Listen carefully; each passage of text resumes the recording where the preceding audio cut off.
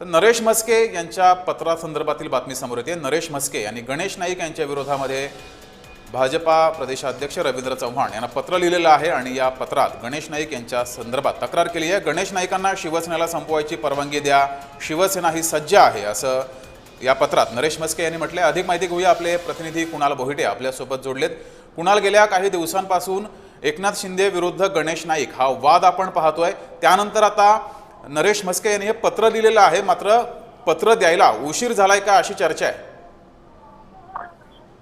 जगदीश, एकंदरीत पाहायचं झालं तर गणेश नाईक आणि एकनाथ शिंदेचा जो काही वाद आहे तो आजकालचा नाहीये, मागील अनेक महिन्यांपासून हे शीतयुद्ध जे आहे ते धुमसताना पाहायला मिळत आहे। महापालिका निवडणुका असतील या अनुषंगाने देखील गणेश नाईकांनी अनेक अशी वक्तव्य जी आहेत ती शिंदेच्या विरोधात केलेली पाहायला मिळाली आणि उघड भूमिका जी आहे ती एकनाथ शिंदेच्या विरोधात घेतल्यामुळे खासदार नरेश म्हस्के यांनी आता जे पत्र आहे ते प्रदेशाध्यक्ष रवींद्र चव्हाण यांना पाठवलेलं आहे, ते ट्विट देखील केलेलं आहे।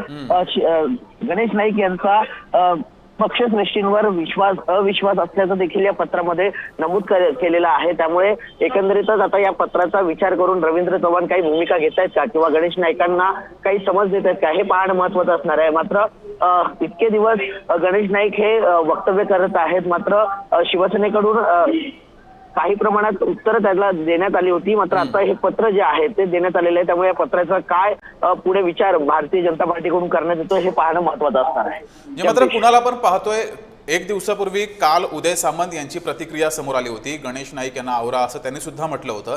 त्यानंतर आता खासदार नरेश म्हस्के यांचं हे पत्र समोर आलेलं आहे।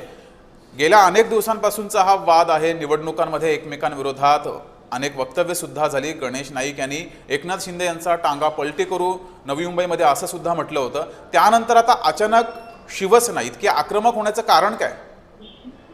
जगदीश, एकंदरीत पाहायचं झालं तर गणेश नाईक हे भूमिका घेत असताना नवी मुंबईतून भूमिका घेत होते, मात्र परवा एका मागे गणेशोत्सवाला ते आले असताना ठाण्यामध्ये त्यांनी वक्तव्य केलेलं आहे, आम्हाला जर संधी मिळाली असती तर आम्ही टांगापलटी केला असता, या ठिकाणी बालेकिल्ला कोणाचाही नाहीये, अशा प्रकारची वक्तव्य गणेश नाईकांची वारंवार पाहायला मिळाली आणि यामुळेच आता शिवसैनिक जे आहेत ते आक्रमक झालेले पाहायला मिळाले। यापूर्वी सौम्य भाषेमध्ये टीका जी आहे ती गणेश नाईकांवर केली जात होती, मात्र आता आक्रमकपणे जी भूमिका आहे ती शिवसेनेचे नेते मंडळींकडून होताना पाहायला मिळते। जगदीश, ठीक आहे, कुणाला यावर भाजपाची नेमकी काय भूमिका असेल बघावं लागेल। धन्यवाद दिलेल्या माहितीबद्दल।